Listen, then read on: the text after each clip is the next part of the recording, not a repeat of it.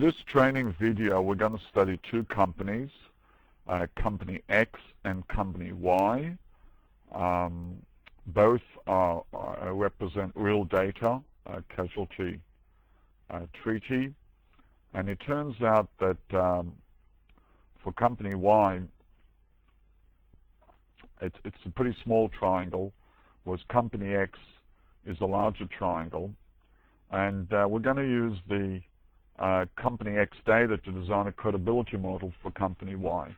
So let's go to top of TG and go to composite. And let's go to comp X, X1, and Y. Open that. And let's see the triangle groups that are in fact are included in this composite. Sometimes I call it composite, sometimes I call it composite, depending, I guess, whether you are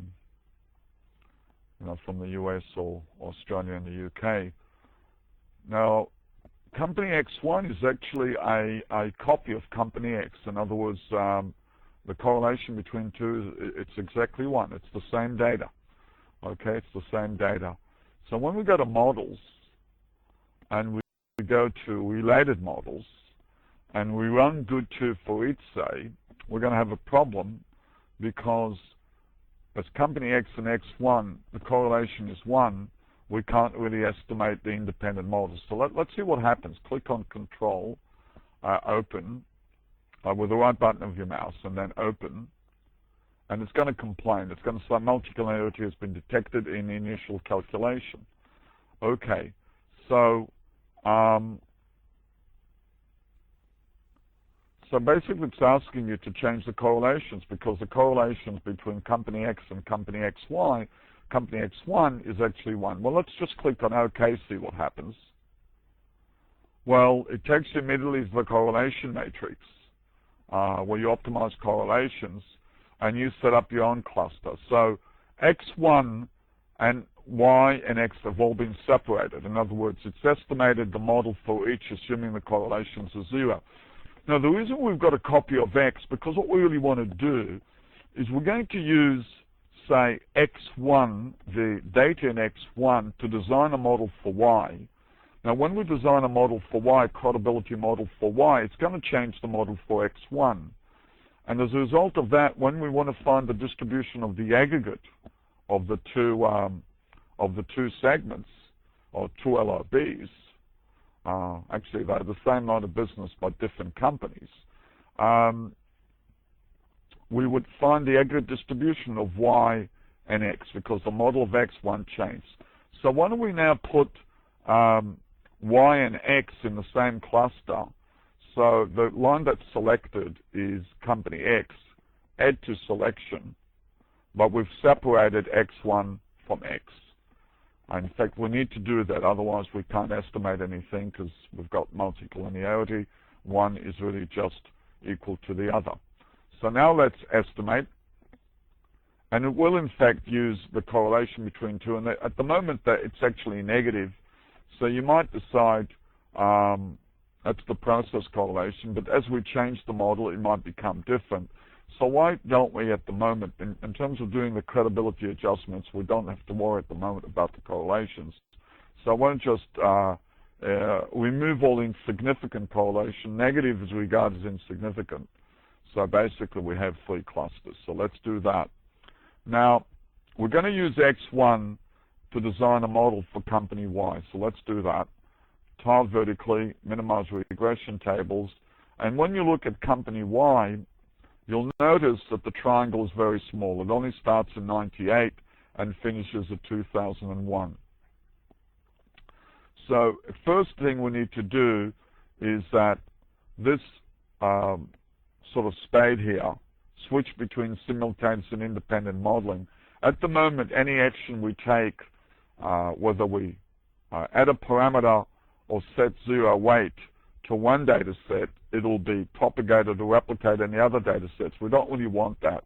So we go to, instead of simultaneous modeling, we want independent modeling. Okay. Now, Company X1 has a parameter from 3 to 4 and 6 to 7. 3 to 4 and 6 to 7. Let's add those parameters for company Y. Let's do 3 to 4 first, okay, where we also have some data.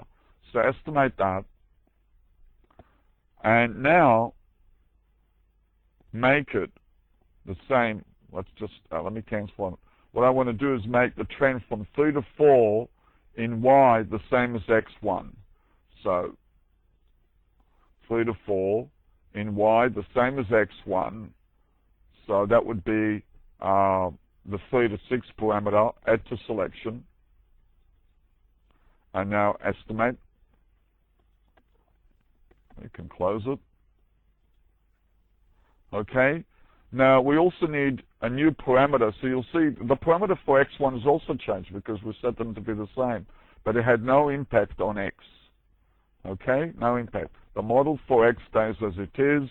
We're not changing it because we've set the correlations to 0, and we don't want to change it. So let's go back to Y. We also need to add a parameter between, I think it's 5 to 6, so let's go back to X1. Yeah, it's 6 to 7. So Y, 6 to 7, add a parameter. But there's no data there, so let's estimate.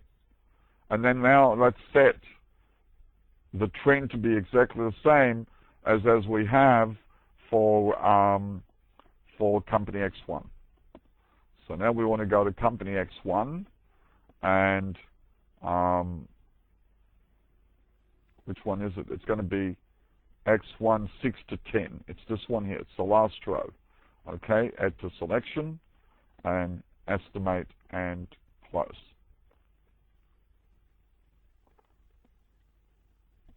Okay, so we've designed now a model for Y. It turns out that for Y, this development period trend change is not significant. So if you like, you could now just optimize the individual data set.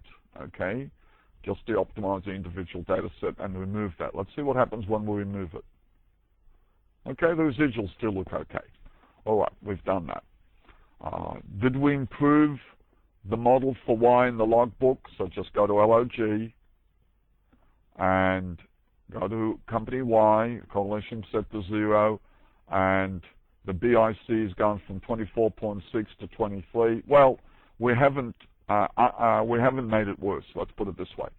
Now let's look at the calendar years. If you go to calendar years for company X1, it's got a huge trend from 98 to 99, and a lower trend, still pretty big, from 2000 to 2003. Well, let's do the same thing in company Y. So we go to company Y.